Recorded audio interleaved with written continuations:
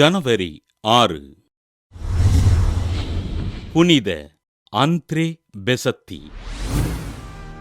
Canada நாட்டில் மன்ட்ரேல் அருகிலுள்ள குவேபெக் பகுதியில் வாழ்ந்த ஐசக் பெசத்தி, குளோதில்தே ஃபோய்சி பெசத்தி பெற்றோருக்கு கிபி 1845 ஆண்டு பிறந்தார்.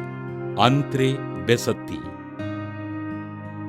9வது வயதில் தன் தந்தையினையும் 12வது வயதில் தன் தாயாரையும் இழந்த பெசத்தி தன்னை இறைவனுக்கு அர்ப்பணிக்க விரும்பி திருச்சிலுவை சகோதரர்களின் சபையில் சேர்ந்து அருட்சகோதரரானார். புனித வளனார் மீது மிகுந்த பக்தி கொண்டிருந்த அந்த்ரே பெசத்தி மன்ட்ரேல் நகரிலுள்ள நோட்ரேடாம் கல்லூரியில் வாயிற்காப்பாளராக நியமிக்கப்பட்டார். புனித வளனாரின் சுரூபம் அருகிலிருக்கும் விளக்கிலிருந்து எண்ணெய் எடுத்துக் கொடுத்து பக்தர்களை ஆசீர்வதித்து அவர்களின் நோய்களை குணப்படுத்திய அருட்சகோதரர் பெசத்தி தன் கல்லூரிக்கு அருகிலிருந்த மலைப்பகுதியில் புனித வளனாருக்கு ஆலயம் கட்டி எழுப்ப முயற்சிகளை மேற்கொண்டார்.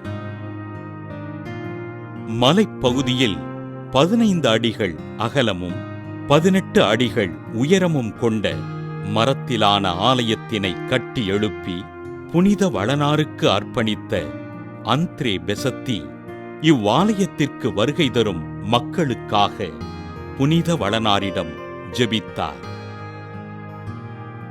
நான் அறியாமையில் உள்ளவன், என்னைவிட யாராவது அதிக அறியாமையில் இருப்பாரென்றால் கடவுள் அவரை என்னிடத்தில் வைத்திருப்பார் என்று மொழிந்த அருட்சகோதரர் அந்த்ரே பெசத்தி இவ்வாலயத்தில் வளனாரே சுகம் தருகின்றார், நான் அவரின் சிறிய நாய்க்குட்டி என்று கூறினார். மாணவர்களுக்கு சிறந்த வழிகாட்டியாக இருந்து துன்புறுகின்ற மக்களுக்காக புனித வளனாரிடம் ஜெபித்து வாழ்ந்த அருட்சகோதரர் அந்த்ரே பெசத்தி 1937 ஆண்டு ஜனவரி 6 விண்ணகம் சென்றார். புனித வளனார் மீது பக்தி கொண்டு ஏழைகள் மற்றும் துன்புறுகின்ற மக்களுக்கு ஆறுதலை அளித்த அருட்சகோதரர் அந்த்ரே பெசத்தியினை திருத்தந்தை 16 ஆசீர்வாதப்பர் கடந்த 2010 ஆண்டு அக்டோபர் 17 புனிதராக உயர்த்தினார்.